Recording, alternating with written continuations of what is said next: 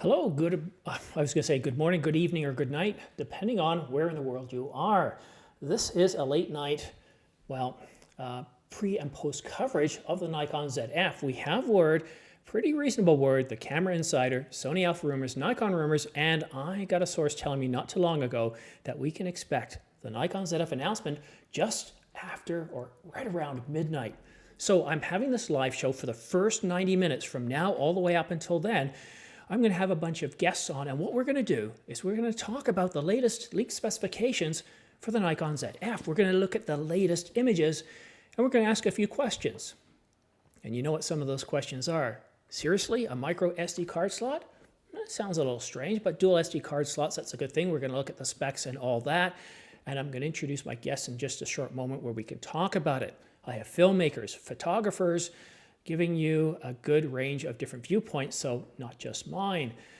And then, as soon as midnight hits, or as soon as the embargo is lifted, not only will you be able to pre-order, and I think I have a link here to it. Let's see, just see, is this working? Yep, I do have a pre-order link. These are smart pre-order links because we're going to have multiple different options or SKUs to purchase. You've got the body alone, the body with a 40mm f2, and of course the body, the Nikon ZF, with a 24 to 70 f4. So that will happen. Pre-orders should start right at that moment. But if you want to wait around and find out a bit more information, I do have a couple of people that, well, they have the camera in hand. So I've sent out a few invites, and I believe I should have at least one person showing up right around midnight. So you don't have to switch over to other channels.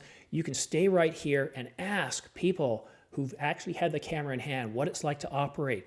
How does it feel compared to the Nikon Z6 Mark II? Or should you wait for the Nikon Z6 Mark III? Anyhow, so let's go ahead and introduce my guests. The first guest I want to introduce you to, he's no stranger to the ordinary filmmaker, and that's James from James Jackson Films. He's not just a pretty face to look at on his YouTube channel, he actually is a filmmaker. James, welcome back to the channel. Oh, shucks.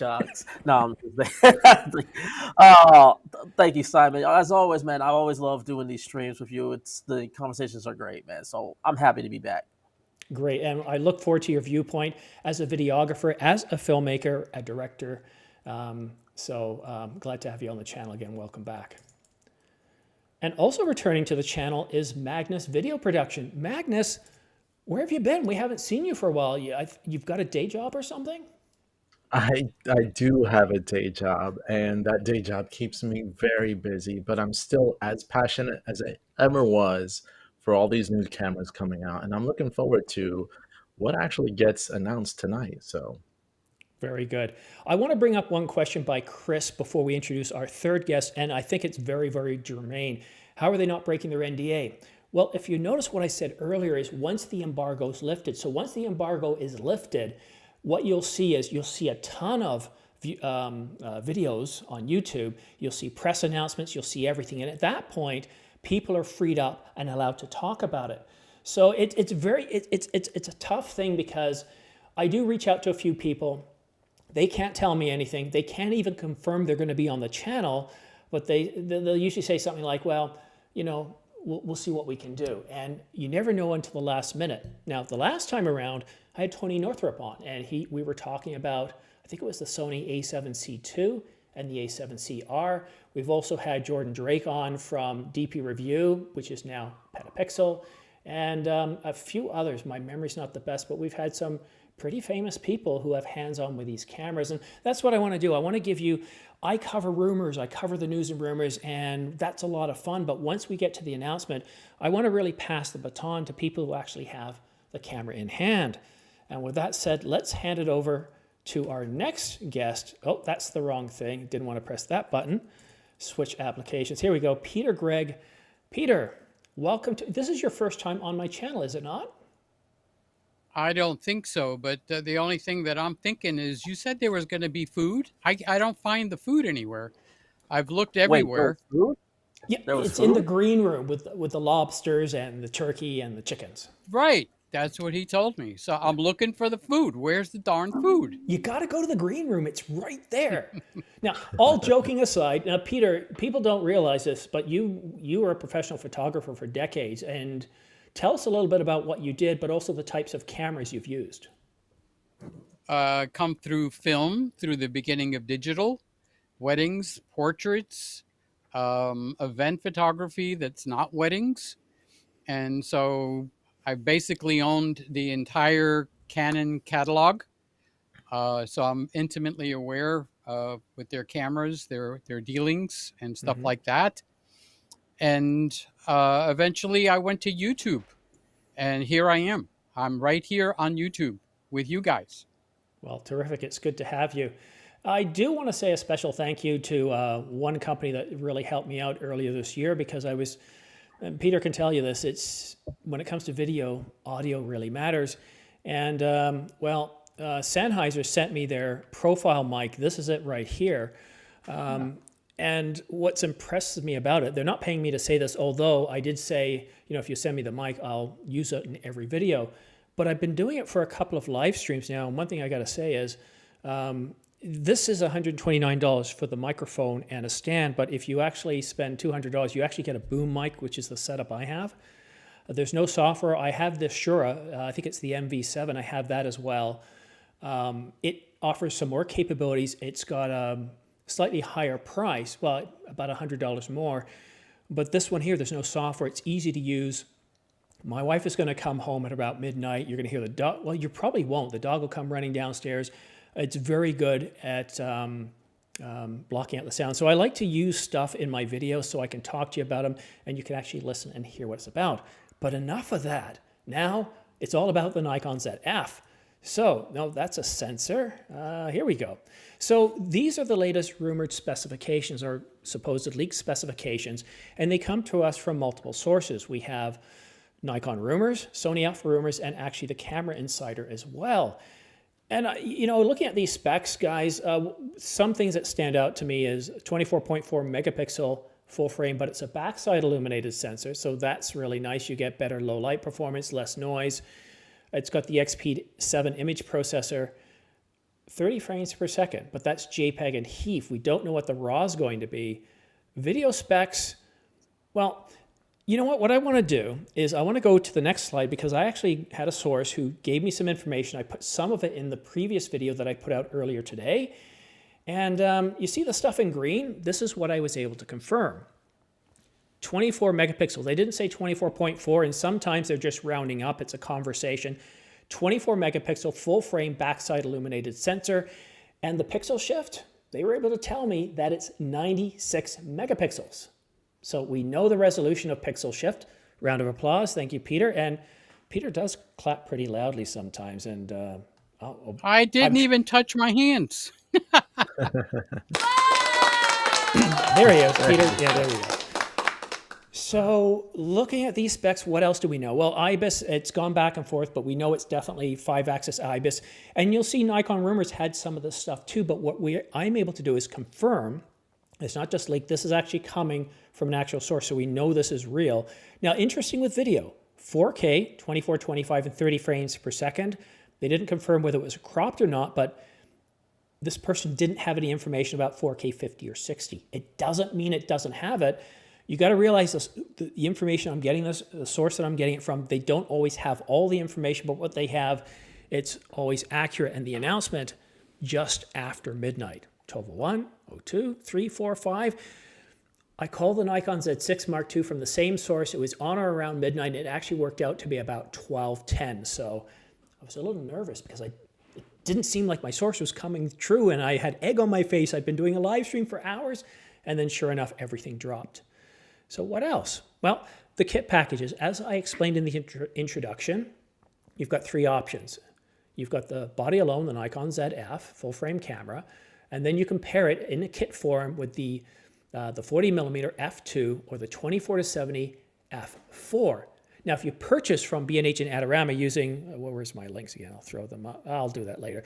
If you purchase from Adorama or B&H or any large chain, what you're going to find out is they'll often say, okay, well, let's put together some more packages, such as a camera bag and memory cards and all that sort of stuff. And usually what that will do is give you so many different SKUs, and that's why I actually did come up with my own smart pre-order links. So you put them into your browser, copy them and put them in, And as soon as we hit midnight, just keep refreshing that, and you'll see all the options for B&H and Adorama. What does it do for you? Well, gets you in the queue a little bit quicker so you can get your camera a little bit quicker. So I want to pick on the photographer in the room because, Nikon has some really good photo capabilities. Peter, what do you think of these leaked specifications from what we know so far? They're nice. I thought Simon was going to, I thought he was going to choke. It's a full photographer's camera and a full videography camera. And in each segment of it, there's a little something that's missing. So let's say if you were a wedding photographer, you would want 2 card slots. You don't have that. Can you do away with that? Well, you could. I mean, I shot with a 20D, 30D, 40D, all the way up to whatever we got now. They had 1 card slot. Do I like it better when I have 2 card slots? Heck yeah. Okay. I mean, it basically can save your butt. But so that's on the photography side. What I could say is I have a ZVF in my kitchen, in my kitchen studio, and it looks like a ZV, C, like KFC. I always say the wrong letters. KFC. All right. I have a KFC in my kitchen, but it's really a ZFC. You drop this, you make that full frame, and you're on target for what this camera is. Okay. And I was thinking, you've got a viewer in here, and his name is Woody Mallory. Okay. Mm-hmm. He's photography only. He does birding, landscapes. He'll take pictures of his grandkids. Very little, if any, video. So he's looking for an update for the Nikon D500. And I think this camera might fit the bill. It's a full frame, so on and so forth.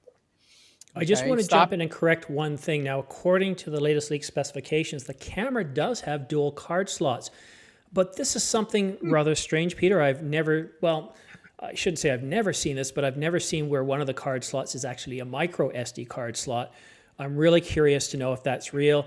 The R5, as we know, dual card slots, but one of them is a CF Express, the other an SD card. So interesting there. Should I talk or should I be quiet?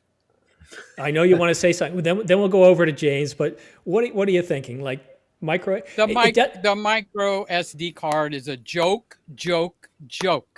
I mean, that's about the biggest ridiculous thing I have ever seen. It might not even be accessible. Well, that's true. It might not be accessible, or it might be that internal memory that these cameras use, and it might be out in the open this time. Okay, but if you're out and you're shooting something, video or pictures, and you drop that in the grass, good luck finding that sucker. Okay, I've done that. Okay, how did it go for you? How did that work out, Simon? Never found it. It was on my desk. No, I agree. Now technical limitations too is when it comes to a micro SD card slot.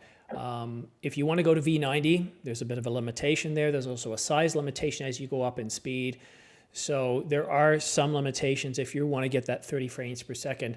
So I think this is one of those ways where I think what's the term? Canon Camera Conspiracy uses a different term, but we call it segmenting unless it's a little bit overt, and then we call it the cripple hammer. Magnus, what do you think? Your thoughts on these? So, coming at this from a video perspective, when it comes to the features, I think this is a pretty standard camera at a semi-pro price.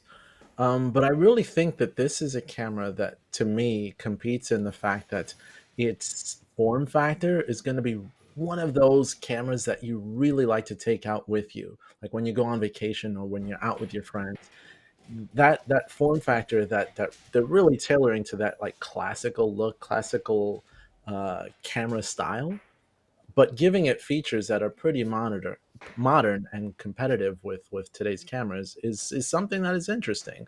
I think I'm interested in having one of those type of cameras because all I have are bigger, heavier cameras.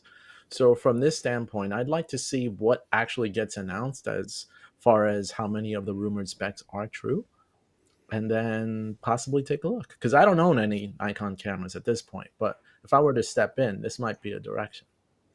Yeah, and I've noticed some very strange things this time around. Let's go over to the web and take a look at some things. This time around, I was really surprised to see a variety of sites reporting. Now, normally Nikon Rumors is the authority on this stuff, and when it came to the Nikon Z8, boy, was Nikon Rumors bang on. Peter did a really good job. But oddly enough, we got to see Sony Alpha Rumors come out strong, saying, hey, it's going to be announced. Like Nikon Rumors said it was going to be coming out in a few days, and then Sony Alpha Rumors came out and said, nope, it's not. It's going to be delayed. But we do have a bunch of specifications.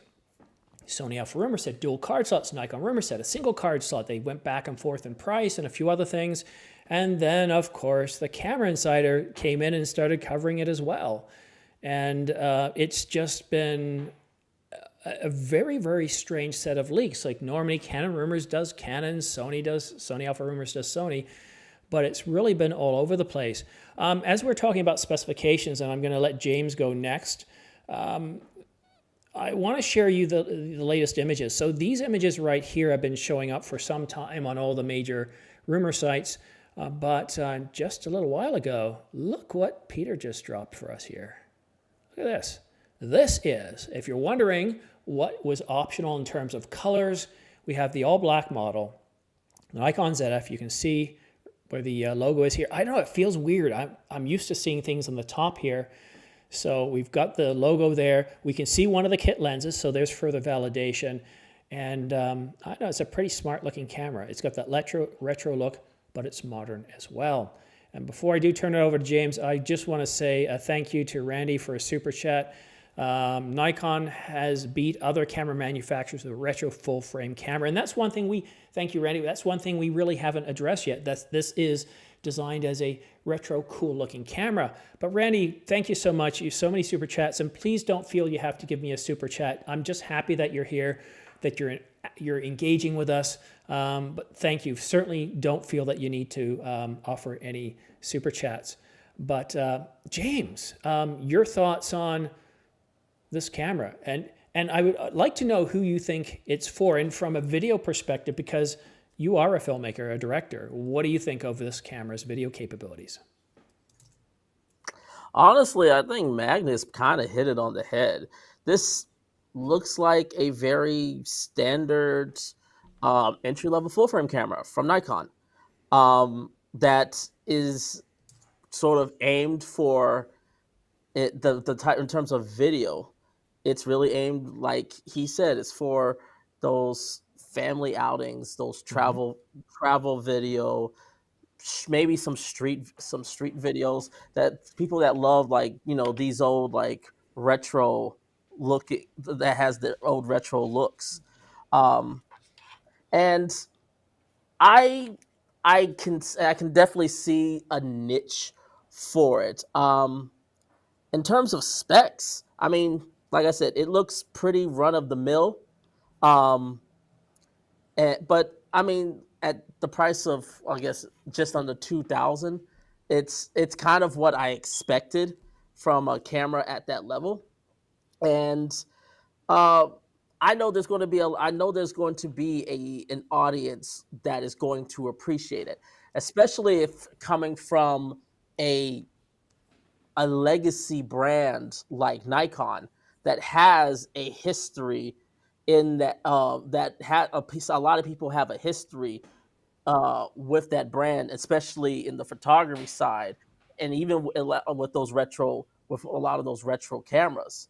So I feel like it's targeted towards us. I don't know it's necessarily targeted for me, simply because I know myself, and I know that there are certain professional features that I'm going to always, no matter what camera I pick up, things like waveforms, things like vector scopes,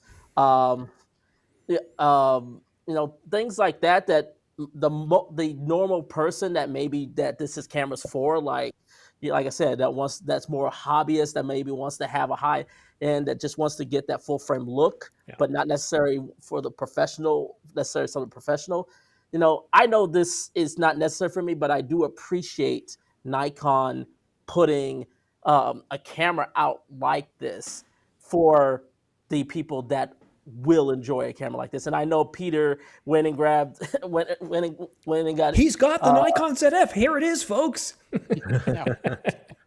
That's the ZFC, I think. Yeah, it's got a C on the end of it right here. So Yeah. I wanted to see that picture that you put up again, so I can compare it with this guy. Well, that shouldn't be too hard. And while I'm bringing up the picture, one thing I want to say just to reinforce what you're saying is it took me a while to really figure out how to do video on a professional level camera. Started shooting Canon Log 3. But the one thing that really made a huge difference for me is not just shooting in log, but not just turning on zebras, but knowing how to use them, setting them to 35% so I could make sure the subject is at 35%. And then, just basically the rule of 180, keeping your shutter twice the value of your frame rate, and then just setting your ISO to 100, because you just can't compensate quickly enough. And you know what? The results I got are just absolutely incredible. But Peter, what do you got there? Tell us about that. All right, that's the ZFC, if I could stop playing with it. And compare that to the picture that you guys are looking at there. The buttons are just about in the same exact place. That's as much as I can zoom it. Sorry. Maybe I can lean forward. If I fall out of the chair, somebody pick me up. All right. So there we go. Ray's ready to catch me. All right. So the buttons look much the same on the one side as they do on the other. So basically, you can't tilt your camera up, but I can do that. Okay. And that's what it looks like at the top. So it's probably a camera just like this, that they put a big sensor in it and whatever else they needed to do to accommodate its size is what I'm... Oh, can you hear me? I got the microphone all the way over here. All right. So the screen does flip out like that. Mm-hmm. So you got the flippy screen. I have a SmallRig on this one. Okay, so it's basically to help put that together. So on the top, for you guys that can't see it, I have my ISO button, my shutter button, my exposure compensation button, and there's a little tiny window here to show me the f-stop, because some lenses that will go on here, you don't have control of your f-stop. It's electronic. So how would you see or change your f-stop? You've got to look at that little button. Let's see if I get closer, if it does anything. Well, let me see if I can try something here. Let's put you... No, I can't do it. I've got some names on some other screens and I can't shift. Otherwise, I'd put you full screen, Peter. No, that's okay. Wait a minute. Hold on, let me try something here. You're under guest 3, so let's go to a full screen of me. And let's see if I can just change this from me. Is it that? No, it won't let me. That's my screen and it's locked. Okay, so let's go back here. Or maybe what I can do, let's use this one here and I'll substitute. Bye, James. We're just going to put Peter in for a moment. And it's a slightly bigger window. Oh, I want James back. Okay, so bye, Magnus. I'll bring James back. Oh, no, not Magnus too. I'm done. I got my wish. See, I'm in the Christmas room.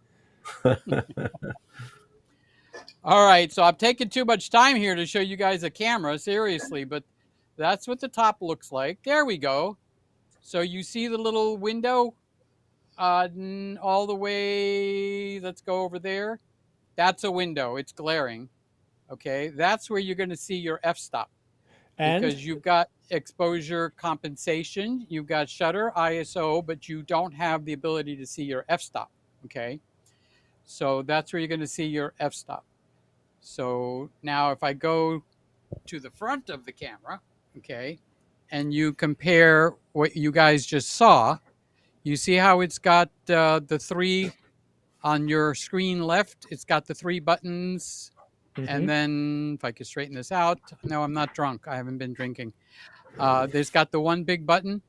I'm sorry, but this looks freaking identical to that camera. It's like either somebody photoshopped that or Nikon just put this in the Xerox copier and zoomed it by 33%.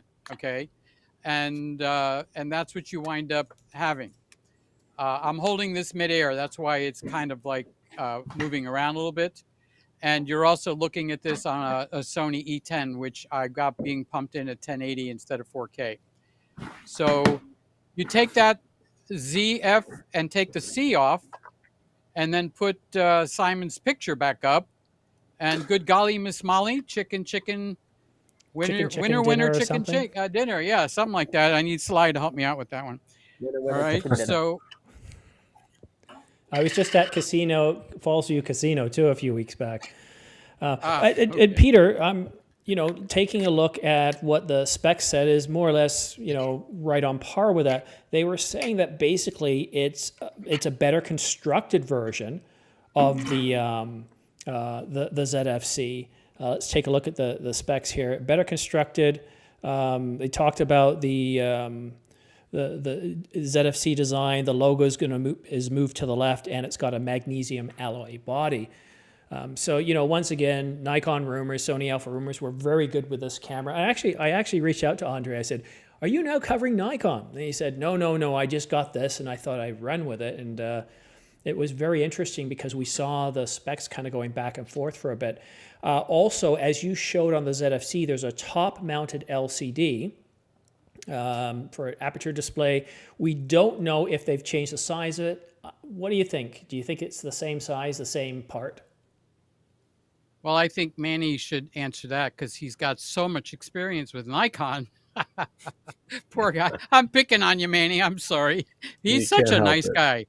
He's huge. When I stand next to Manny, I look like a little kid.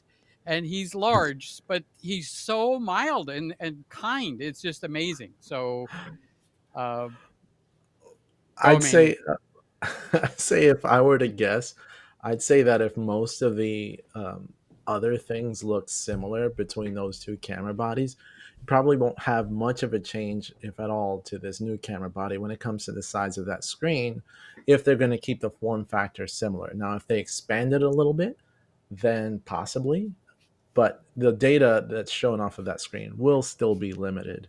Maybe they might upgrade the screen a little bit, but all I see in it is a number. Here's the elephant in the room, okay? This is the elephant in the room.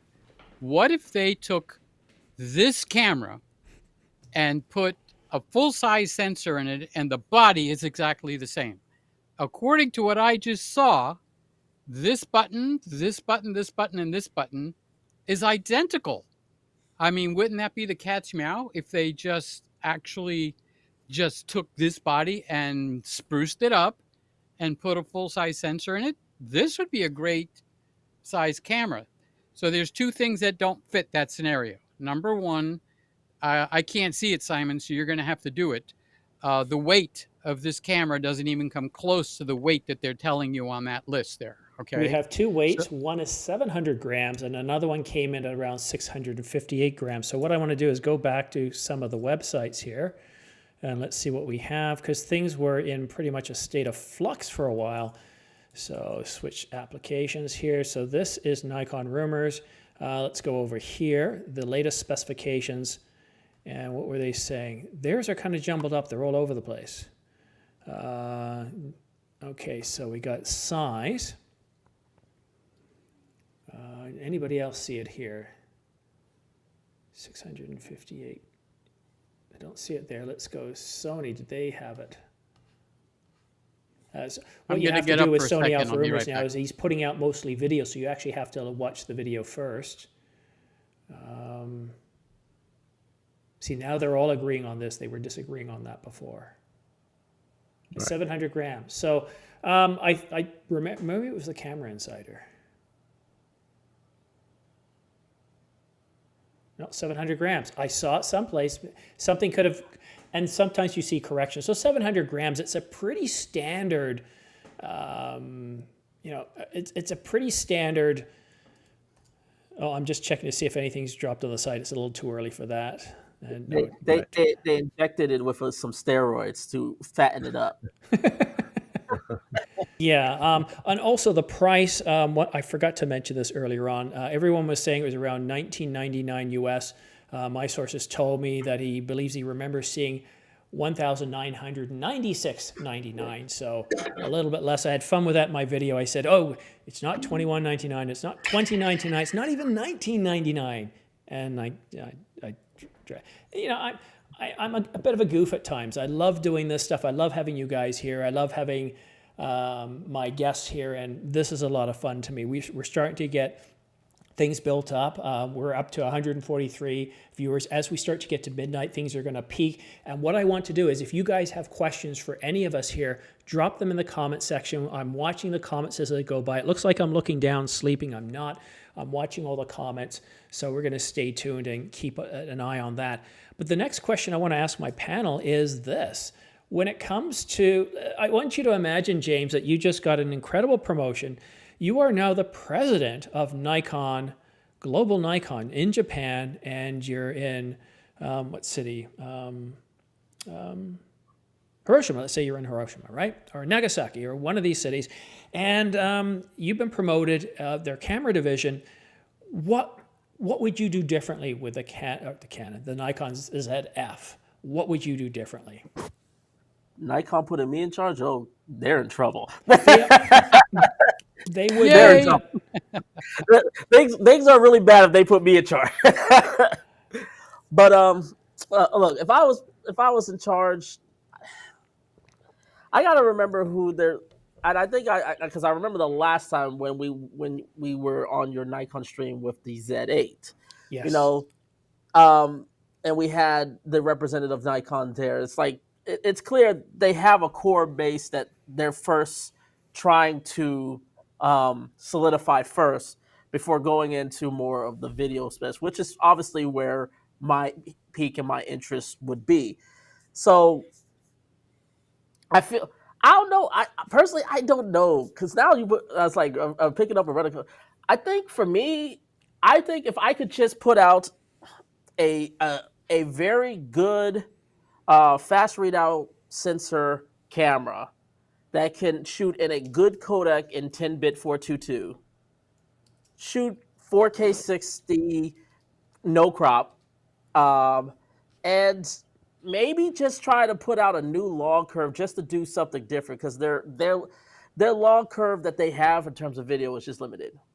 And then one professional video exposure. I know there's zebras, but they don't tell you. They don't tell you if you, especially if you're trying to be more, if you want to elevate yourself in a filmmaking world. It doesn't tell you as much as a waveform. A waveform doesn't, and definitely not as much as false color. But those are things. But if for something like this, if I'm trying to keep it at that price point, at least from a video standpoint, those are the things that I would personally try to target more with this camera. I don't know if that's what we're going to expect, but at the end of the day, it's just a good solid 4K 60 video camera that is lightweight and that people that can go out and travel and take videos and put stuff up that they want to share on their social media platforms. I think, like, for a camera like this, I think that would be sufficient enough for me. I remember years ago when there was this raving lunatic. He kept going on about no 4K for you, no 4K for you, no 4K for you. And, it was at a time where Canon just kept saying, you know what? Sure, okay, we'll give you 4K, but it's going to have a 1.6 times crop. Or we'll give you 4K, but we're going to promote you to contrast detect autofocus, and you're going to like it better. You didn't have IBIS, you didn't have any of this, and now today, pretty well every camera coming out at any price point is delivering oversampled 4K. We got 4K 30, 24, 25 frames per second. The rumors are saying we're getting uncropped 4K 24, 25, and 30, 50 and 60 frames per second, and that's going to be with a crop, but they don't say what type of crop is it going to be. Is it going to be like the Canon 90D that has 10 or 12% crop? That might be something we can easily work with, but if they did anything like what Canon, I can't see them doing what Canon used to do, Peter, with something like a 1.6 times crop. I mean, that's just, it makes it useless. You have to either change the lens or you have to move the tripod. You can't, it's just, I almost moved off Canon at that point because it was so frustrating with that 1.6. 4K became very difficult to use. One of the biggest hints that you actually have here, if you can find your specs, Simon, while I'm saying this, one of the biggest hints that you've got here in terms of clues, if you go to the specs, they say that the ZF symbol has been moved to the left. From what? Okay, I'll tell you where it's from. If I can have permission, I will go back and put the I put the camera down, so this way you can actually so I don't shake the heck out of it. Okay, so this is my ZFC. So when they say, I don't know if you could see my mouse, okay, you see where the it says ZFC, that picture that you've got, it did get moved to the left. So where do they come up with that statement? Oh, it got moved to the left. That is an oops. It should just say it is on the left and not it got moved to the left. Okay. So that is kind of like a little bit of a hint as to what they're talking about. The micro SD card is actually, if I get past the fact of how silly it is, it's also a clue. I mean, that's not something you would say unless it's an active card that you can change yourself. And I cannot see how you could physically change that card yourself out in the field, maybe in the studio, but in the field, I think it would be, you ever hear of people that go like, oh, when I have my gloves on, I can't hit this button or I can't change that. You know, Michael Redman used to be famous for that.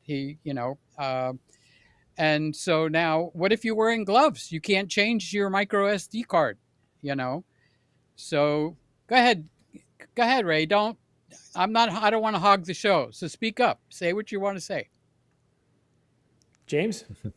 James, Oh, I said Ray. Oh no no James.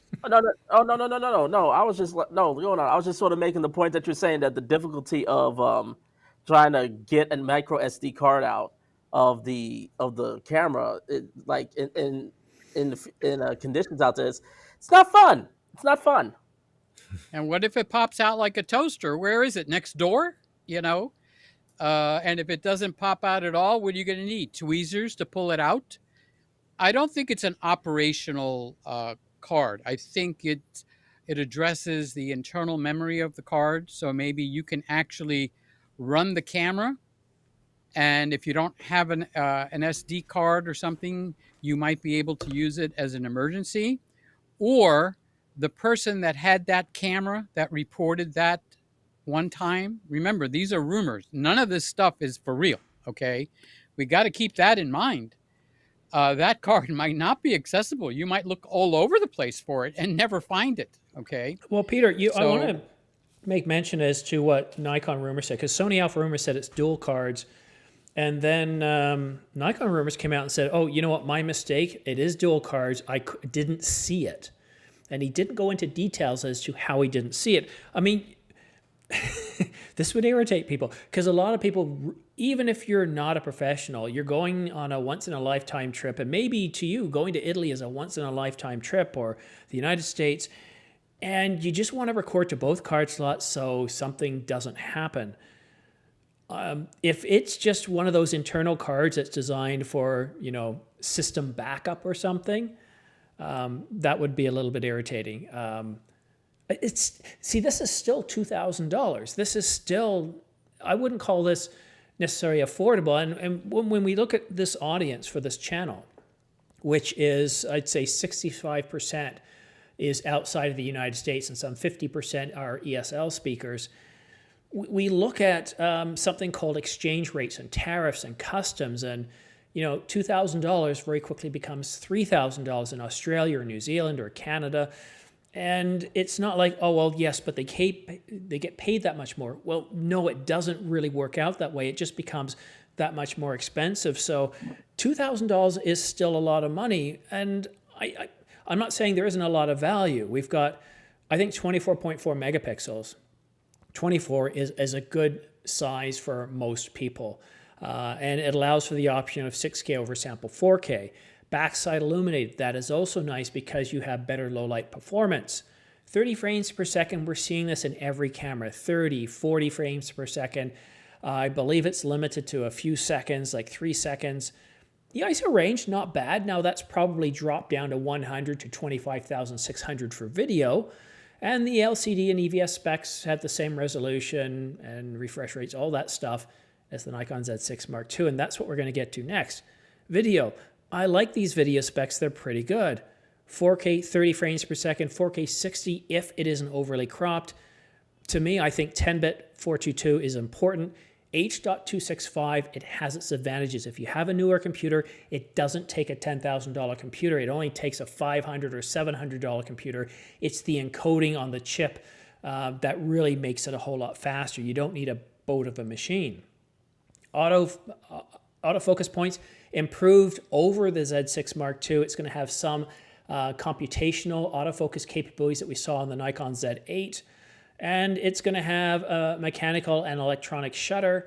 There's a lot of good things here. The pixel shift, if they can do a little bit better than Nikon or Canon and give us something more like Sony where it takes into account moving subjects, we're going to be really, really happy there.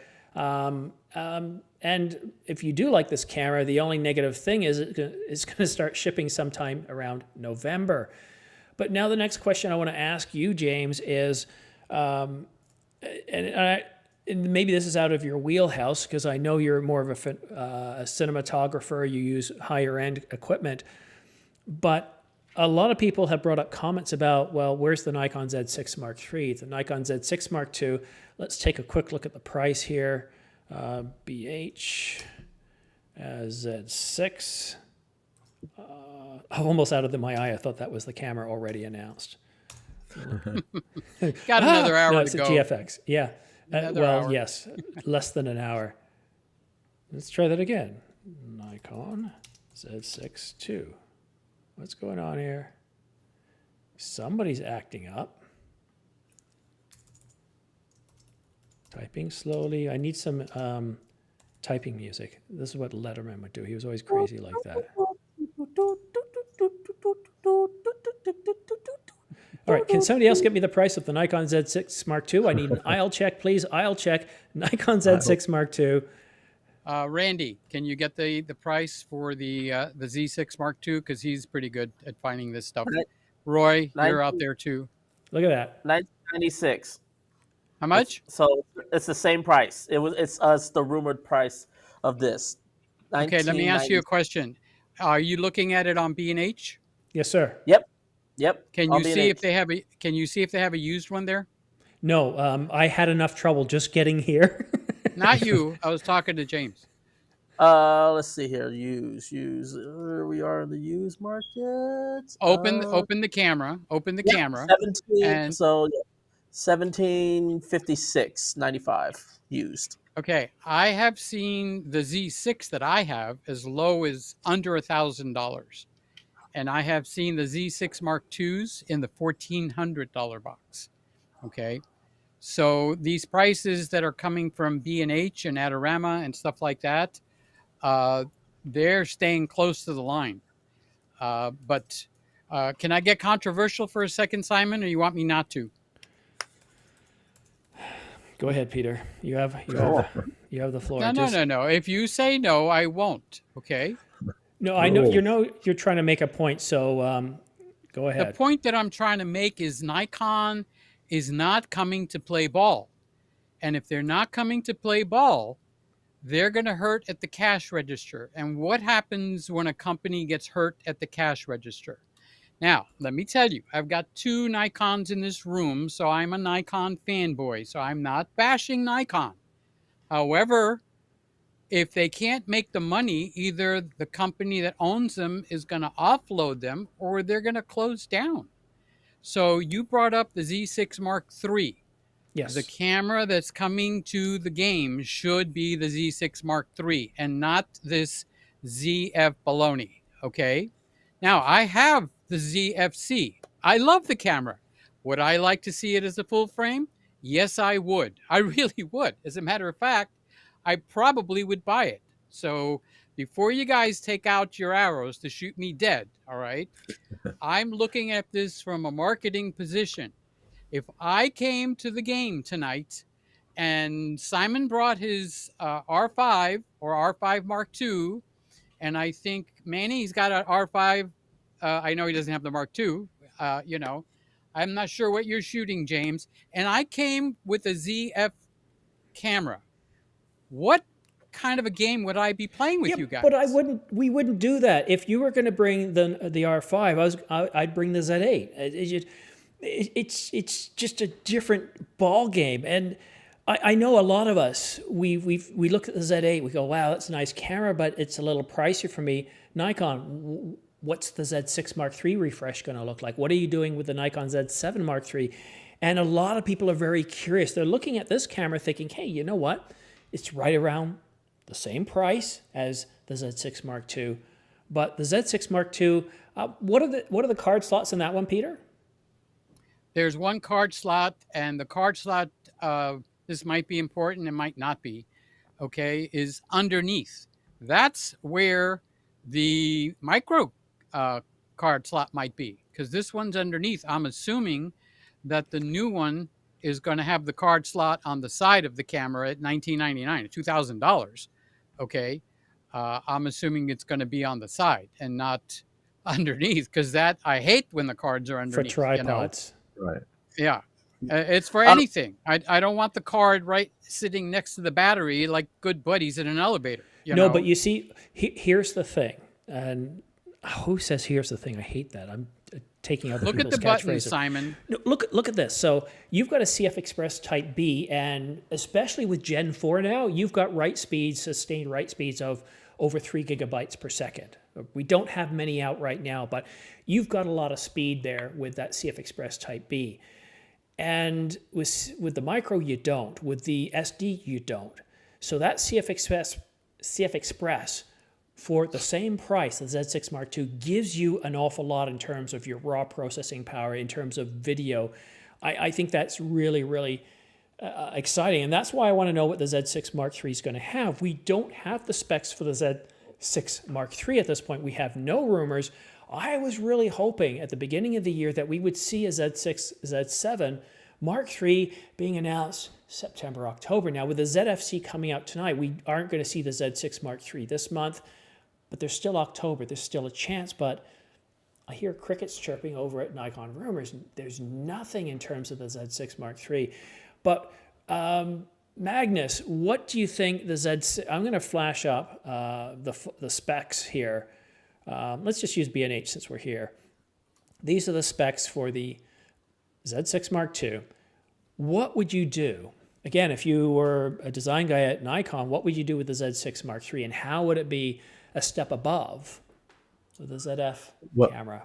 Well, since I'm more of a video-centric guy, I'd honestly look to higher the resolution of video output. I'd keep this CF Express Type B card slots. And I would also make sure that I increase, of course, since we're doing higher resolution video, higher resolution photos as well. And then just to up the ante a little bit and think outside the box, I would upgrade the software to make it easier to upload whatever videos or photos you create directly to social media websites that everyone likes to share to, or to photo and video editing software, so that you can offload a lot easier and think outside the box from these memory cards that we currently use today to kind of take out and then put it into the computer. We're looking to actually turn it around faster. And you excite the creators out there in the world that want to use these cameras and want to be able to share as quickly as possible when you use software to not only make the photos look good in their processing internally, but also share them immediately. That's what I would look for to change the game. if I was designing this camera. Yeah, I think Roy's That, from Australia because I don't know why you'd want to store your camera that, supplies in a kangaroo. But they do have that that, front pouch, so Joeys are good for that. So I don't know that, if that's what Roy was trying to indicate. James. no, that's like actually a good point, Magnus, that you make in terms of having softwares to make it more accessible. Because let's be clear, as we try to get, as some cameras come down and down, you're getting more competing with smartphones in terms of just ease of use and things like that. But it brings up a point of, I remember just recently Blackmagic Design, they announced their cinema camera 6K, which is a full frame 3x2 camera, and it didn't get and I know it didn't get a lot of good uh, feedback, at least when I was streaming it on my channel. But one of the things that they announced that I'm actually thinking people don't realize how big it was the fact that they're going to put a firmware with that camera where it will automatically send the video files you record directly to their cloud service, and it will go directly into DaVinci Resolve, their editing platform. So while you're recording and you stop recording, if you have an editor, uh, they can start working on it immediately. So that dramatically reduces the time frame in terms of more professional video work from a professional standpoint. That saves a lot of time, and that also is a way that you can now get something that you can sell off to your clients. So, and that's far more appealing, especially if they can get the video faster. So I think that is a great point Magnus brought up, is that having softwares that allows you to interact with either a cloud but also interact with social medias a lot simpler. I think that whoever, whether if it's Canon, whether if it's Nikon, Sony, whoever actually does them, because right now, I'll be honest, I don't think any of them have at least the ones that it's like their Bluetooth transfer to your phone directly. I personally haven't had a great experience with any of them. But if somebody can do that, I think that is somebody's going to have a really step up. Go ahead, Peter. I'm agreeing with what he's saying. You can't get the pictures over there successfully, honestly. So to follow through and stay on the topic, the Z6 Mark III needs to have a flippy screen, needs to have dual card slots. It needs to have full frame 60p. It needs to have some version of 120 frames per second that's of good quality. Where they put it or hide it, I don't know. It needs to have a full-size HDMI port. It needs to have a full-size HDMI port. It needs to have a full-size HDMI port. Oh, I'm sorry, I got stuck there for a second. On repeat. Agreed. Should I repeat that for you guys? Okay. I didn't. That's the beginning of the Z6 Mark III. We're talking like Canon can jump ahead. I'm sorry, Sony, wrong. Okay, we'll put them all three together in one pot, all right? And let's see what comes out. But Nikon is so far behind, all right, that they need to do some stuff on the regular, normal level. Sony will give me skin smoothing. The Z8 will give me skin smoothing also, but it costs me $4,000 to get it. Now, if I'm a YouTuber, I can't pay the $4,000 for a Z8, even though I'd like to have two of them. Okay. The Sony that I have here has that built in. How about a clarity slider? Manny was talking about software. How about a clarity slider? Nikon has the ability to sharpen only the midtones. They need to keep that kind of stuff, okay? Because that becomes important to a hands-on operator. You can pull down the sharpening just for the midtones, which is where the face is, and leave the sharpening for the hair alone. Nikon has that. So this kind of stuff needs to stay in there. Canon doesn't have it. They have a clarity slider. Nikon has it, okay? So they just need to look at what they got and stop playing dominoes and start playing with their good stuff and bring it to the market. Yeah, here's another one. Here's one more thing, and then I'll just stop, okay? Here's something else. The weight of these bodies. These cameras are still being built like we were in the year 2005. We're not there anymore. Okay. Why do I need to carry a brick around? You can make a brick camera, the Z8. There, you got your brick camera. Now, can you please make me what the Sony E1 did? A camera in the 600 grams range with all that good stuff added to it. Can you do that and not overheat? Why don't they have heating vents going through the camera that never go inside the camera so you don't break in with water? They're still building cameras like we were in 2005, 2010, 2015. They need to start building cameras like we were in 2023 because that's where we're sitting. Okay, Simon, sorry. Yeah, so a couple of things. Wake up, there. Simon. Simon, wake up, wake up. Peter, you and I are in the same time zone. And I want to talk about sensor resolution too, because I see a lot of comments here from people saying, "Oh, the Z6 Mark III should have over 30 megapixels, should have 32, 33 megapixels." And I think for that type of camera, yeah, I think you're going full frame. There's no reason why you can't move up to that 32 megapixel range. But what I want to talk about, we're talking about different camera brands here, and we're talking about the effects of computational photography. Both Canon and Nikon were behind Sony and others in terms of mirrorless. Canon has done a better job in the last year or two of catching up, but even Canon hit the point of, I think, what's the technical term? WTF with the R100. The R50 for $679 is a pretty solid camera. I mean, 6K over sample, 4K at that price from Canon that's not cropped. Pretty impressive. And the computational capabilities in the R50 are pretty good too. So the R50 is a pretty solid camera. So when we heard a cheaper camera is coming out from Canon, the R100, we were curious. Well, apparently all Canon did is take that M50 Mark II, put it in a R system body. We didn't even get some of the same capabilities of that camera. And it was one of those where you look at that camera and you look at your smartphone, even an older smartphone, and you start to think, why would anybody buy that?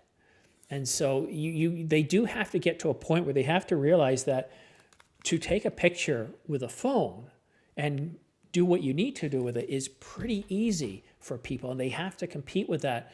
The ZFC to me is still an expensive camera. It's still around $2,000. It's an entry level in terms of a lot of the capabilities it has, but it's still pricey for a lot of people, so it has to offer some perceived value. One of the frustrations I get whenever I cover these leaked specifications is all they are specs. They're not outcomes. I have no idea what the video is going to be like in terms of clarity, in terms of color, in terms of detail. I have no idea what the autofocus is going to be, and hopefully in half an hour, we're going to learn firsthand what it's like to hold this camera and shoot with it.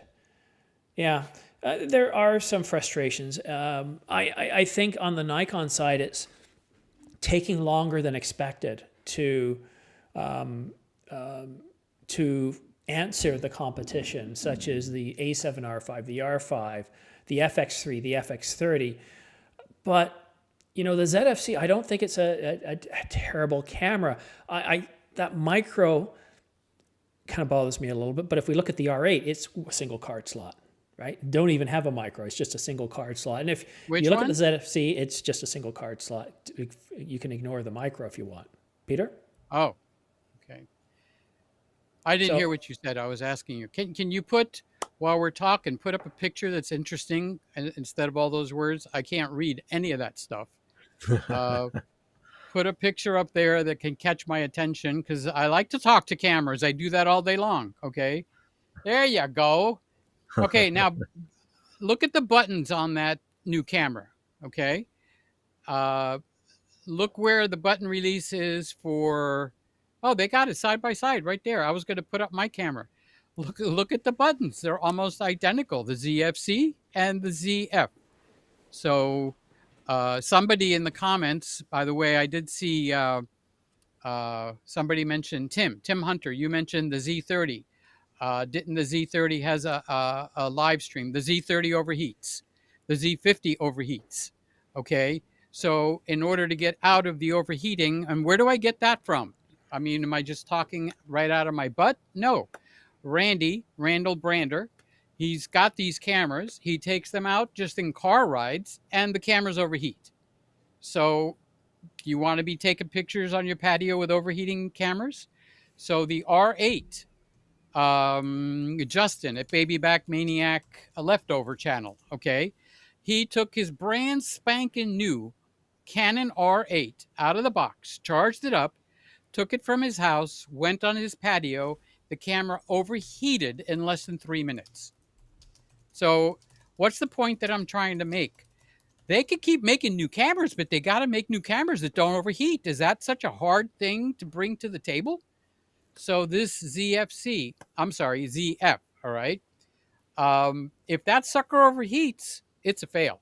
If it overheats under normal circumstances, I would say the camera would be a fail. Okay. Now See, my ZFC is right next to it, and you know what? That camera doesn't overheat. I think the issue when it comes to these manufacturers and overheating is that they have to strike a balance between ensuring that the body is sealed tight, right? So that, in case there's some weather damage that possibly could happen if like rain comes in, they want to keep it sealed very tight, make it weatherproof. But at the same time, you want to space it out enough so that it doesn't overheat and add the appropriate heat sinks.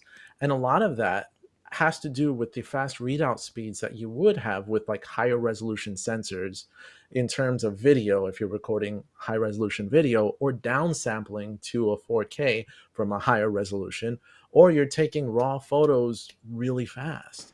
And if this camera is designed to do that, then, for example, oversampling a 6K video down to 4K for the 4K 30, then the likelihood of overheating is higher unless the body is large enough to somehow dissipate that heat. So that's the challenge. Now, some manufacturers overcome that by line skipping, such as the R5 did when it was originally announced, where the standard 4K didn't overheat, but the oversampled 4K did. Now, that eventually, thankfully, was solved through firmware, but you Yeah, still have software. higher temperatures happening because of all that processing that's happening. Now, the sensor and the processor in this unit, if it's efficient enough, perhaps you won't have an overheating issue, but it's all of these factors that really make it difficult on whether you want to choose short-term video but high quality and possible overheating, or if you degrade some of those features just to make sure that the camera doesn't overheat. So that's the Yeah, challenge. yeah. To piggyback off of Magnus real quickly, I think it's just that we kind of are hitting a point where it's like we're trying now. It's the fact that the demand for these higher and more even heavier specs, oversampled 4K down from 8K, shooting at 120 frames per second, uh, and raw and all this stuff, and but I wanted, but I wanted the size of a pinky and costing 250. And at some points, the stuff doesn't add up or doesn't gel well unless you start doing things like Sony did with the FX30, where they added a fan onto the back of it, or the G8, or Panasonic does with their G86, where they added a fan back that can add another feature. Now, obviously, that makes it bigger, but at least for me personally, I don't mind it being bigger as long as it works properly. I like to me the mirrorless style bodies. A lot of them are already compact in my because I typically shoot like on a Canon C70, so my body the bodies I were it's pretty big anyway. Um, and I used to have the R5, but even the R5, I always still felt it was still kind of still compact compared to what I'm normally filming. So again, I know I can only speak on my behalf, but I would be perfectly fine of not just having to have this super tiny thing. Because one, I got big hands. I can't stand. I don't know about you, but I cannot stand it when I got my pinky just like dripping down right like here, um, because I have no space to put it. And so for me, if it means I can put a fan on and I can have a good, proper working camera, I'll take that. I don't need everything to just be super compact, then trying to process 8K processing powers at high bit depth. It just, at some point, the physics don't make sense. Well, money makes the world go round. If these cameras, the new ones, came out with an optional fan that worked, I think all four of us would buy the darn fan. Okay? So if you could stick the fan on the back of a R5 or anything, and it actually kept the camera from overheating, and that fan was $99, okay, which is ridiculous when you can make it for $19. I would still buy the $99 fan if my camera didn't overheat. So the camera that you're looking at me right now is the Panasonic S5 Mark II. It's got a fan built into the camera. That's why I bought that camera. I'm in Miami.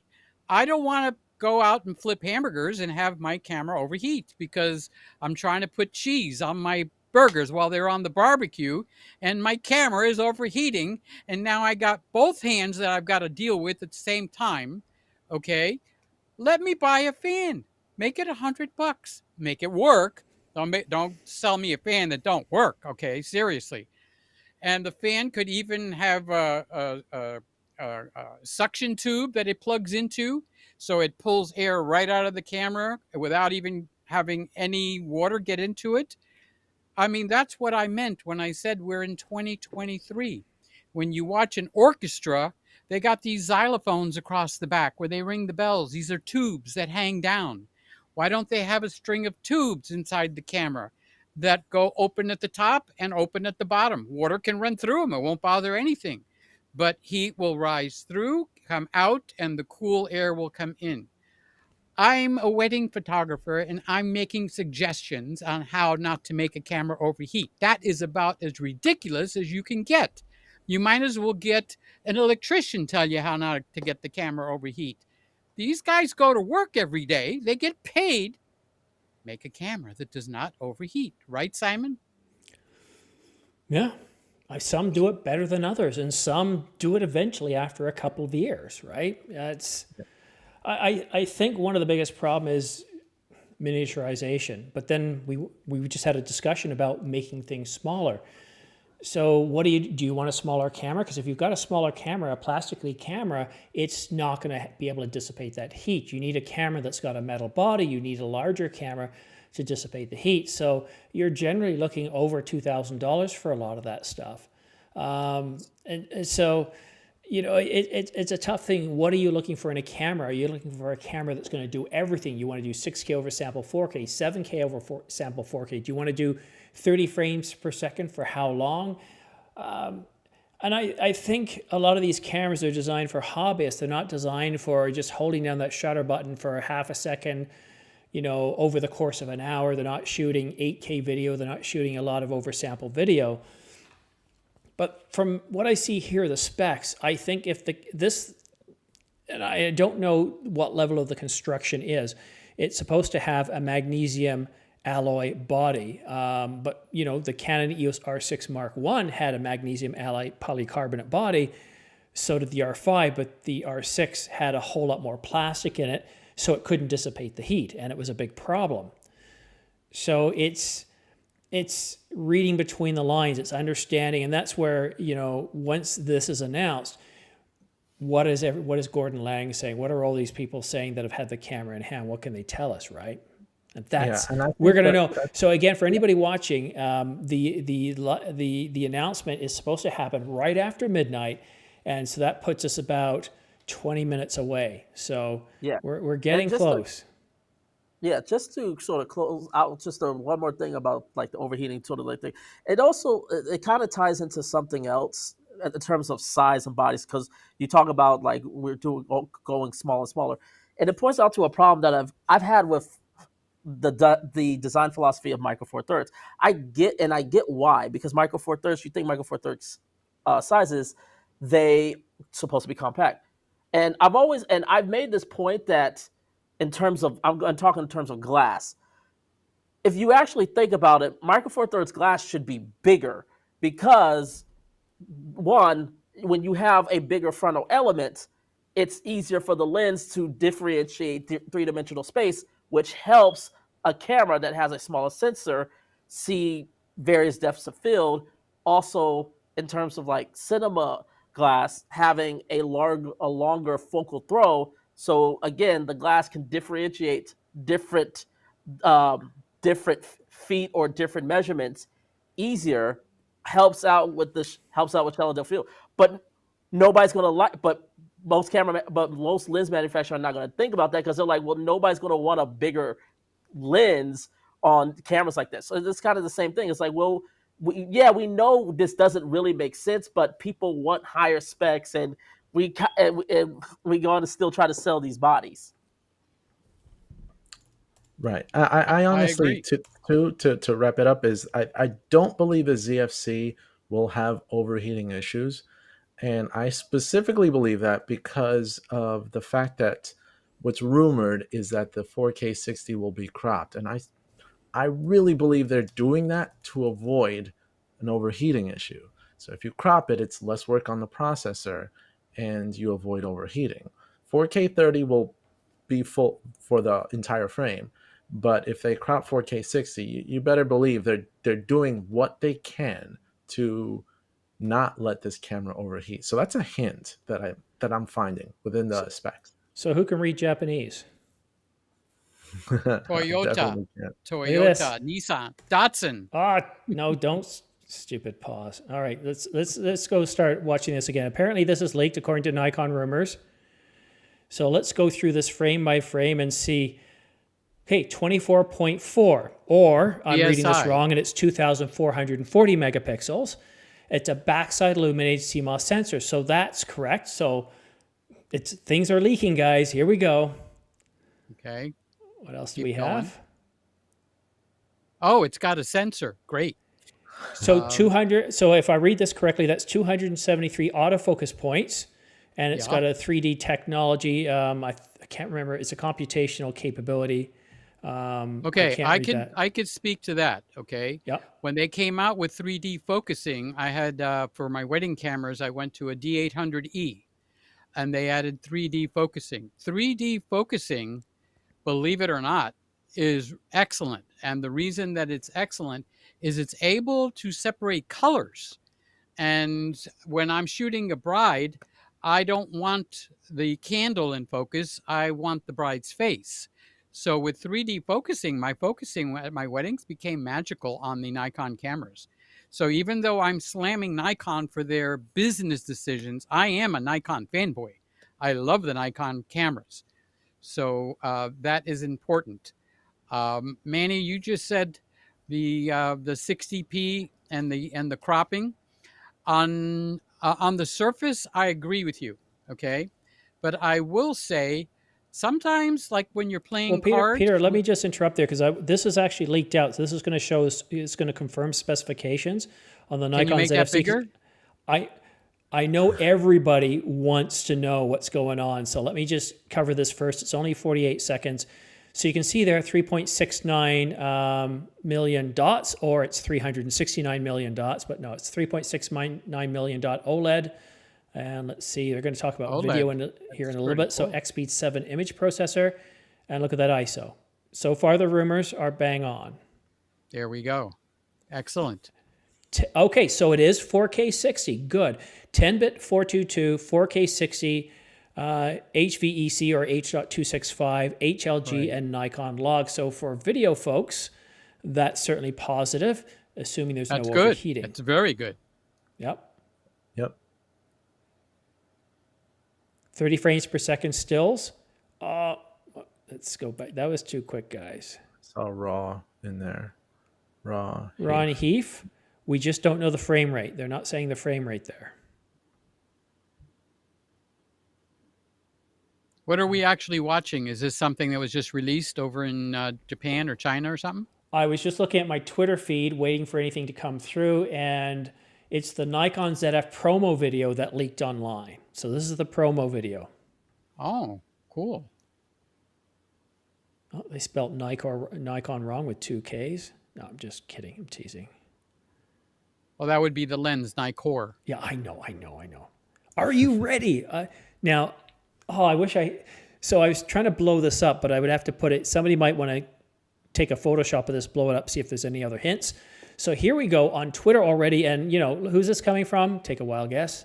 Nikon Rumors posted this 14 minutes ago. So we got it 12 minutes ago, 10 minutes ago. We're not too far behind.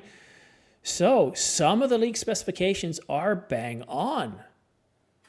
I would say most of them are. The only questionable thing that I would have is where does this micro SD card fit in? It's got to be in there somewhere on a logical sense. If they're offering it to us as another card slot, okay, I'm going to have a good time with that when I make my videos because I'm going to make fun of it like crazy, okay? Yes. It's just what Peter Gregg's going to do. But if it's actually a functional part of the camera, it might actually be okay. In that case, it becomes a single card camera. And that's where you have the upgrade to the Z6 Mark III. It'll be a dual card slot. And that's what I was going to answer to Manny. It'll have 60p, but it should have 60p full frame unless they save that for the Z7 Mark III, Yeah, So maybe when my wife comes home, she can read it for me because she speaks Mandarin, or whether you speak Mandarin or Cantonese, it's written in Chinese, right? So, and she cooks amazingly good. oh, she does. She does indeed. But this is about cameras. So I'm watching the feeds on this screen. I'm looking for other information. So far, I don't see any reviews. I'm going to keep talking, guys. I'm going to be watching, and if I jump in, because I'm looking for any other breaking videos. News? Is that well? Sometimes people gonna... they get the wrong time for the embargo. They hit AM and PM or something, right? So I'm waiting to see if anybody else drops their video. So Nikon. So I know a lot about Manny. James, what kind of photography do you do? Do you print a lot of pictures? Or they wind up online? Where do they go? What happens in your workflow? So I'm not a photographer. So I'm actually a filmmaker. So I do I do wedding filmmakers in terms of freelancer, but my main focus is more commercials, corporate videos, and short narratives. So, but also I have a YouTube channel as well where it's very video camera focused, kind of similar to Magnus. But yeah, that's sort of my main area. I honestly don't really dabble in photography. It's video has been sort of my main focus. So I had it backwards. Sorry about that. That's all right. I was going to joke that it's like that micro SD card is not a micro SD card. It's a mistype. It's actually micro HDMI. You're probably right. There we go. There we go. It's probably micro HDMI, and the guy that released that rumor that was quick to get it in over to Andrea. No, it's not Andrea. Who is it on Nikon Rumors, Simon? Do you know his name? Nikon Rumors, Peter. Peter. So when you say Peter, you're not necessarily talking about me all the time. Yeah. No, Peter. No, Peter. We're not always talking about you. Okay, well, just deflate my ego. That's okay. I'm Canadian. We're used to tearing people down who succeed. That's part of what we do, right? So I'm checking YouTube. There was one that says it's here as retro. No, it's not official. We're still waiting. This is the only thing that has leaked so far. We're still about 15 minutes or so away from the announcement, but if the ND is going to drop at midnight, somebody needs to keep an eye on Adorama and B&H because you're probably going to get a list of specs and a lot of pictures right there. These guys that all have the camera in hand, it's a nice show, but I don't always trust them all. I'm sorry to be so negative, but they're kind of like, let me take you for dinner and then tell me what you think about me. Well, you're a nice guy. Nobody's going to say you're fat. You've got a rooster chicken neck. They're going to say all nice things. So it's nice that they could put the videos out, but I don't trust them that much, honestly. I mean, obviously there's going to be some sort of bias. It's just how we are as humans. And I do reviews of products myself. But I don't think it's fair to say that, people are just going to... There are people who are just influencers and their job is to sell something. But when it comes to reviewing, like I've received several products that have been sent to me, and I agreed to do the review, and then I started using it. Like I can't do this. And so Good. instead of doing a bad review, I just choose not to put out the product. You But have I integrity. remember there was one time where I was doing a review of the Pair Gear. Was it Pair Gear? I think it was Pair Gear. Well, I won't say the name That's a because I can't name? remember, but it was a CF Express Yeah. card. And then all of a sudden, Angelbird had released a 1 terabyte or a 512 gigabyte version. So I was reviewing a 1 terabyte, and then all of a sudden, Angelbird comes out. And if you had bought two of their 512s, it would have been less than the price of the 1 terabyte I was reviewing. And so you had a tier one company with better specifications, with better capabilities, faster for less. And I asked the company, I said, what can you tell us? They said, well, we don't know how they're doing this. And I had to release the video calling out and saying, it's a good card. It functioned very, very well, but I got to let you know, Angelbird just did this. And it's a strange situation to be in because you feel, you feel like you're kind of going against something, but you have to be honest. You have to be trustworthy. And, if I didn't do that, I'd publish it and people in the comments were saying, well, did you not see Angelbird, right? So I think it's very important to be honest. And I think that when you're looking at these reviews online, the key thing to look at is, are they a reviewer channel or are they an influencer channel? And an influencer is where a company, Canon, says, okay, could you promote this? An ambassador, for example. We all know that an ambassador is there to promote it, right? For We don't free. expect a fair review. So I just wanted to jump out there because I know that there are, Gordon Lang is one of the videos that I always check, and Oh, I Jordan appreciate Drake. these guys, yes, but you've got to take it with a grain of salt. Christopher Light a lot is saying something interesting. Micro SD will be cooked the minute 60 frames per second is shot. Ask any DJI operator. Is there any DJI operators in here that can confirm that? Is it overheat or does it burn up? Is there a bad thing with 60 frames per second? So I have the drone. So I have the drone. I have the Mavic 2 Pro. So it doesn't have 4K 60. It maxes out at 4K 30. But there is times where all of a sudden I have had moments where all of a sudden it just won't record. It just freezes. And I have to replace it with another micro SD card because the drone won't recognize it.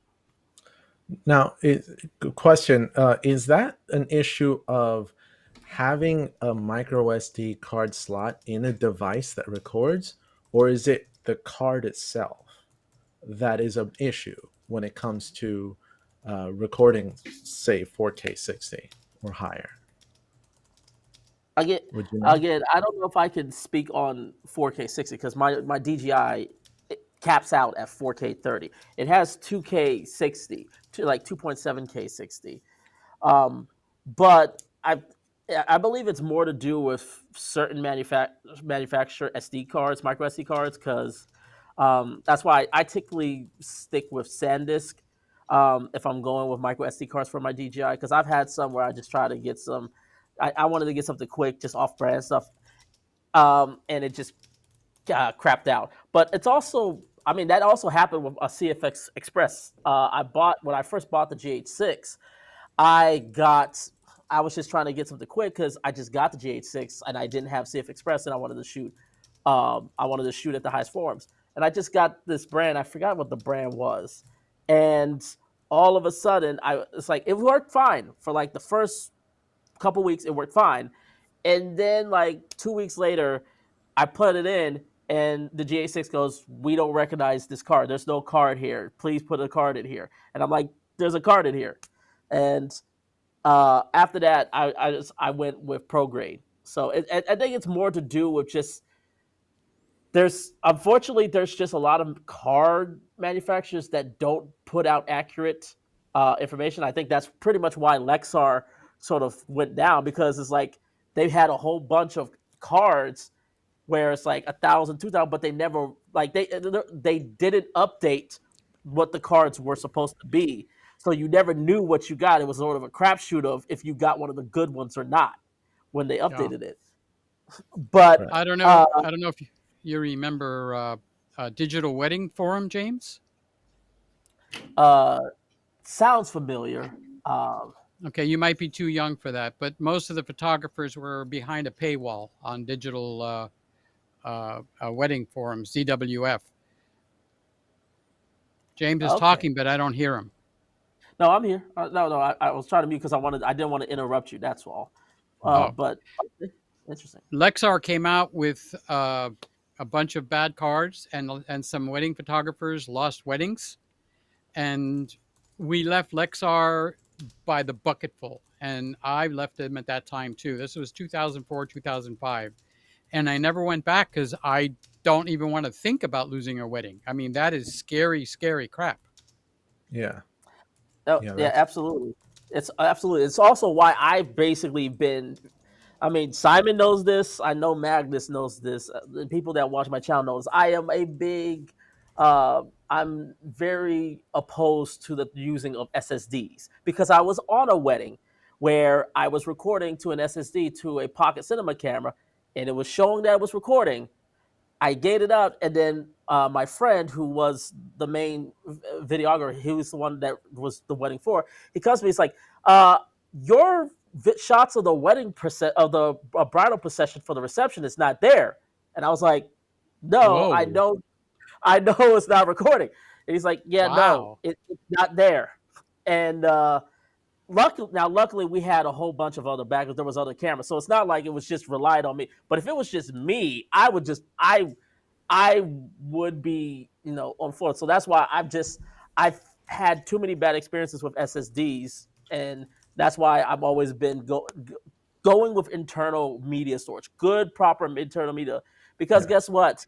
A couple people always say it's expensive. It's expensive. I'm like, a couple $100 is nothing compared to thousands of dollars, tens of thousands of dollars that you could lose if you lose that footage.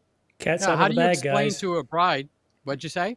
Cat's out of the bag. We have multiple. We have Tony. No, we have Matt Granger. This is his video here without audio. He's got his review of the Nikon ZF right here.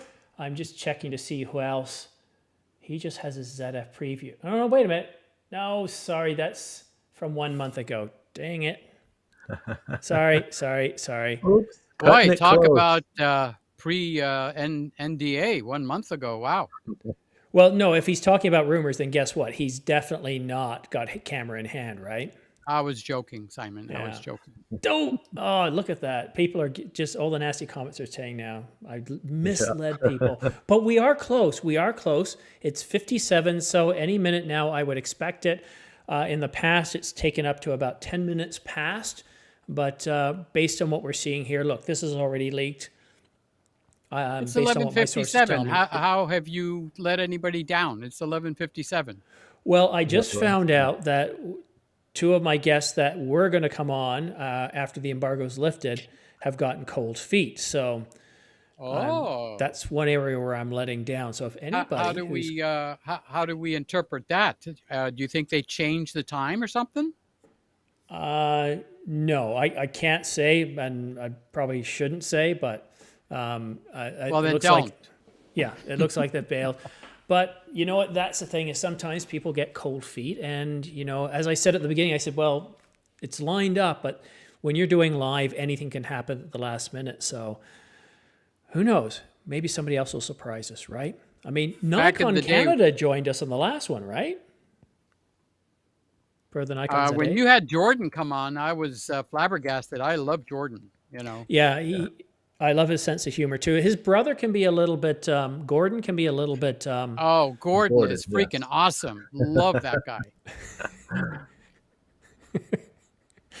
oh, I feel like going into a Gordon frame of mind now, but no, I Yeah. won't do that. So I can anyhow, bring what we're Mabel going to in do, here. guys, we're going to do things a little differently. What my panel is going to help me do is as things come up, as you're seeing here, I'm letting this just keep going. This is the leaked promo.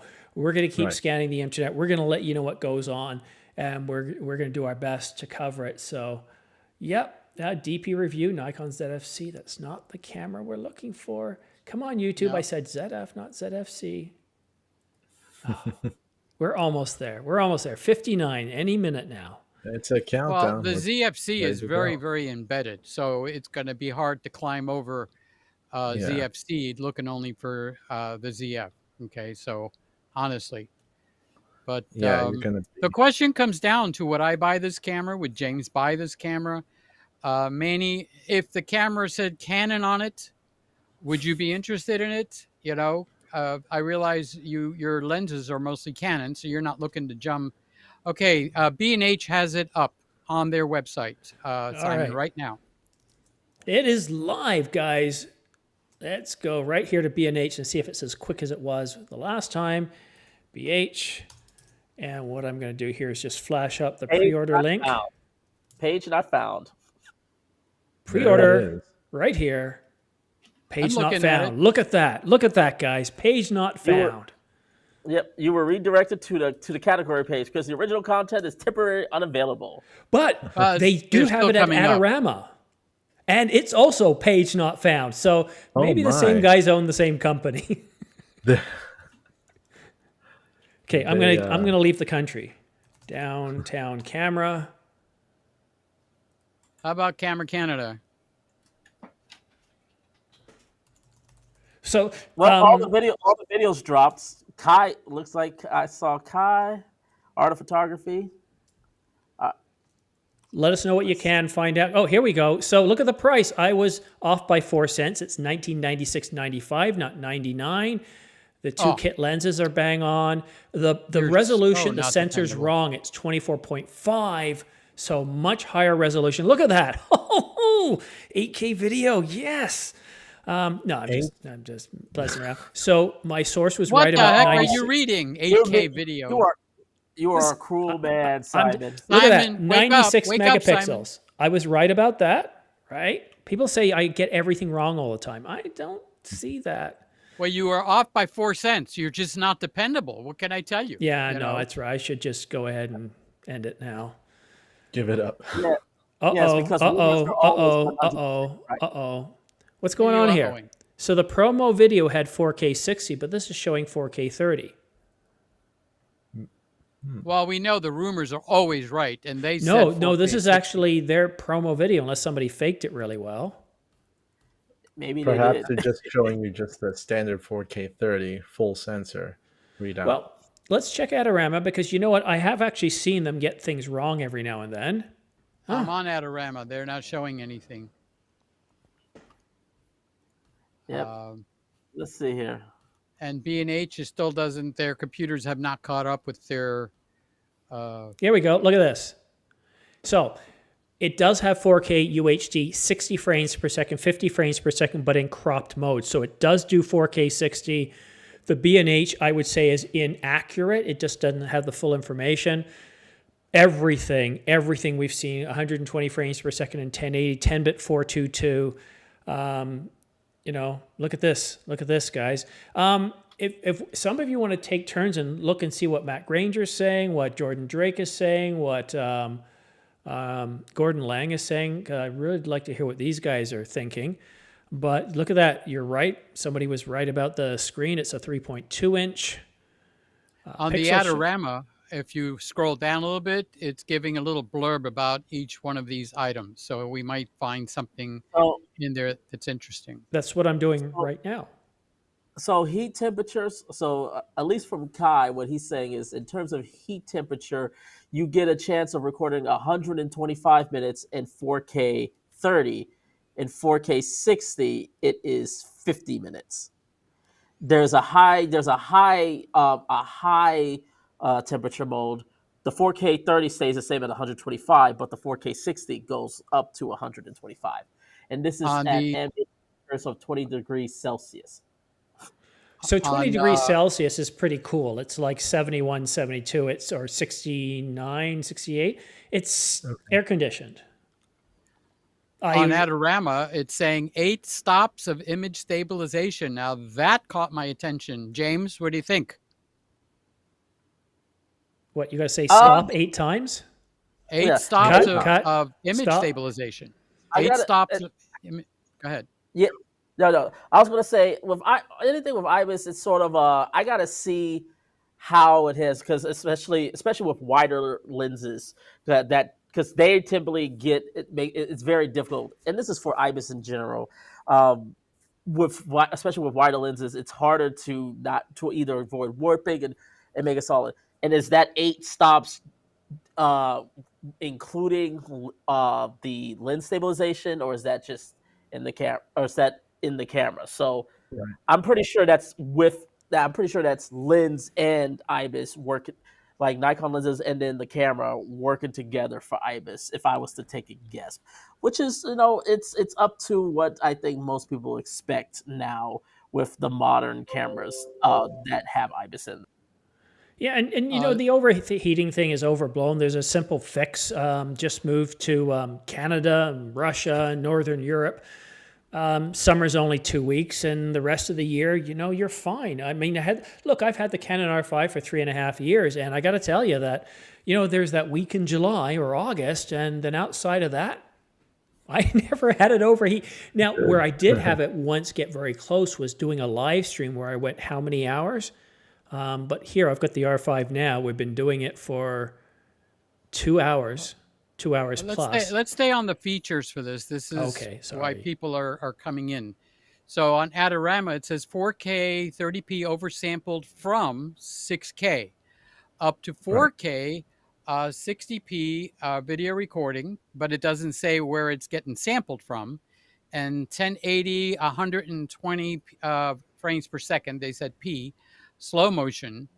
The range of options include 10-bit H.265, like Simon said, HLG, which is quite important. Once you get introduced to that, that is quite good. And Nlog, which I found to be a little bit of a disappointment, but new camera, maybe new software. And go ahead. I'm about to kill the party. I'm sorry, but I got to bring the truth. It's a micro HDMI. Dope. There you go.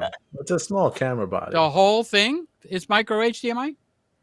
The whole thing is micro HDMI. It's just Yeah. all down. It's just down to a Just- micro HDMI. It's just But- one big connector. Yep. Oh, okay. I thought you were talking about micro SD. Yeah, I expected that. Of course. What else? Canon would come out with a $24,000 camera and it'd be micro HDMI. I mean, hello. You want something real? You got to change camera companies. What can I tell you? There's also the SD card slot comes out of the battery compartment. Just to let I love know. you, James. You've got the best expressions in the world. So you're just doing awesome over there. See, Peter, somebody did want to hear about my overheating with the R5. Who wants to hear about your overheating with the R5? RBJ Photography did. Well, the R5 overheating, just for the record, has been fixed 90%, number one. Number two, on some of the cameras, like the Canon R8 and the Sony E1, where they overheat like your kid dribbles drool, okay, if you preheat your camera a little bit, it's not measuring the internal temperature. It's measuring how much of a change is happening. I ordered an E1 and I'm going to bring this and make videos and show with my very own, bought with my own money, Sony EV-E1, okay? Because I need to know the truth, honestly. I can't go out and have a camera overheat in 2.5 minutes. So I can't believe all this stuff with the overheating. It's like every condition is different. I talked to Simon on the phone and he's going like, my R5 doesn't overheat, but oh, it's snowing outside. Well, somebody is throwing sand at me here on Miami Beach, okay? So it's hot Okay. out here, okay? So it's, I'm going to have to speak from the horse's mouth because I do have a horse's teeth. I've had the R5 for 3.5 years, and once we went with firmware 1.6, and this is the key, firmware 1.6 with auto power temp set to high, okay? Yes, With the yes. LCD out, because any camera, if you have any sort of risk of overheating, you want to rotate that LCD out because it's right against the sensor, the image processor where the heat is. So have it rotated out. I also have the LCD turn off if I'm not right there. 70 degrees Celsius, I recorded for 2.5 hours at 8K RAW and 4K 30 frames per second HQ. 4K 120 did overheat after 21 minutes. I then tried 80 degrees Fahrenheit, which is around 27.634 degrees Celsius. And what happened there? Same thing. I stopped it at 2.5 hours, no sign of overheating, no little icon, not even the warning one saying, hey, I'm feeling a little hot, but don't worry, keep going. If you It was Canada, so I couldn't push it past 80 degrees. But then a colleague of mine, the def director down in Texas heat at 96 degrees Fahrenheit, which I think is 35.76432 degrees Celsius, said that he was able to record for as long as the battery held out in, I think, 8K RAW or 4K 30 frames per second. So from my experience, and even like live streaming endlessly, but in the heat, with those configurations, it worked incredibly well. No overheating at all. 4K 120, yes. I didn't try 4K 60 because it's not oversampled. Yeah, but if you're recording over 20 minutes in 4K 120, you got problems. But well, scientific reasons, right? Yeah, but I do want to point out, because Jordan actually pointed this out, there is a waveform with the Nikon ZF. There is waveforms on it. That is Good, nice. good. I'm looking at the top-down picture at Adorama. This sucker is almost totally identical to my ZFC. So they took this camera and basically used that as a template. And this is not a bad thing. Maybe people will hear what I'm saying is a bad thing. So every button is in the same place. Even the little wheel that you turn in the front is like on my ZFC. So I just got to erase the C on my ZFC, and I have a ZF. That's it, you know. I mean, and you know something? It's a good thing, because I love my ZFC camera. It is an awesome camera. So the back layout, identical. There is no joystick on the new camera. There's no joystick on my camera. All the buttons are in the same place. So where we're trying to say it's a bad thing, somebody took the ZFC and turned it into two cameras. They turned it into a full frame camera. And Woody, if you're still watching, this is your D500 that you're waiting for, this ZF camera. And it looks like it's gonna fit the bill for those people that are going like, I have a D500 and I want the upgrade. Well, here it is. It's right here. And the reason I'm saying that is I had a D500. I have the ZFC. It just needed to be massaged a little bit. Simon, do you have can you get the link and get a pre-order link from our buddies at Adorama? I've already got it flashed up on the screen, so I've got the pre-order link from B&H and Adorama. Ah, good. Because this camera looks like it's got a lot more good than bad, honestly. And if you're a Nikon user, you're looking for a lot of this stuff. If you're looking to jump from Canon to Nikon, I don't think the camera has done that, okay?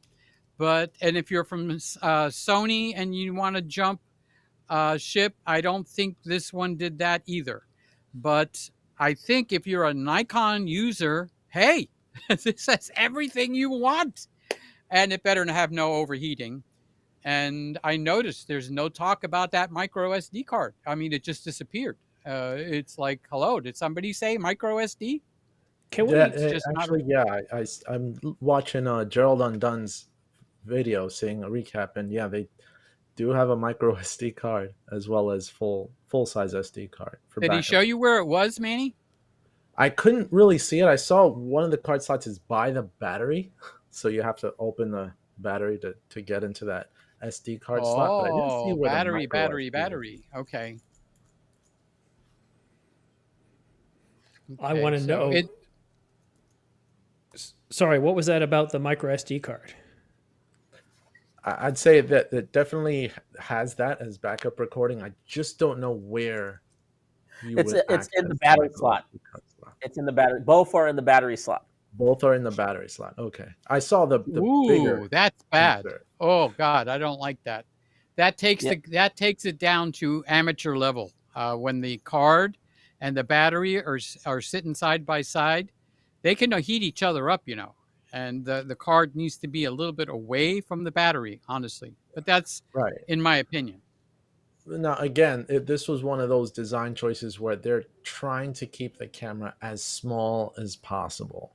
So if you squeeze in two SD card slots, you would need to thicken the body a little bit more. This is why they gave you micro HDMI rather than full size, and made that second card smaller because they still wanted to give you the option of backup recording, of course, and having that function is important to a lot of photographers and videographers, but they had to compromise on the size of those two things, the HDMI and the second USB slot. There is one thing Well, that bothers me. go. Mike Farrell said he's not interested in the ZF, but he thinks we're as funny as hell. We are funny. As hell. Funny how? Funny how? I We laughed are too loud. reality. We are reality here. Okay. Reality. I'm talking over Manny. Manny, say what you Mike, were do you gonna mean say. like camera conspiracies funny, or like it's been in the fridge too long and smells funny? How are we funny? How are we funny? Camera Okay, so conspiracy. look, this is B&H's video, and you're getting to see some of the menus and some of the other information. So we're seeing a bit more information being teased. I agree with you, Peter. I think it's actually a pretty solid camera. Yeah, it's better than I thought it was going to be. It really is. It's not going to bring you over from another camera, but as a Nikon owner myself, and I have the ZFC sitting right there on the table, I would like to turn that ZFC into a ZF. $2,000? I'm not okay. I'm hiccuping there just for a second. Okay. But I would like my ZFC to be that camera that you're showing on your screen right now, Simon, as an inside Nikon user. So I think the money's going to come from Nikon users and Nikon lovers. And I have to say that I believe that Nikon did a good job with the ZF, and for Nikon users, because this is some of the stuff they're looking for. And who knows? There might be some surprises in there. It might have the skin softening from the Z8. I believe Nikon rumors said that there was a feature that was undocumented that was going to be a surprise. Anything like that pop up anywhere? Do you know what I'm talking about, Simon? No, sorry, I was just looking at a feed and I completely blanked out. Okay. Nikon rumors on one of their listings for the things to come said there was a new feature that has been unnamed. Okay. So I'm kind of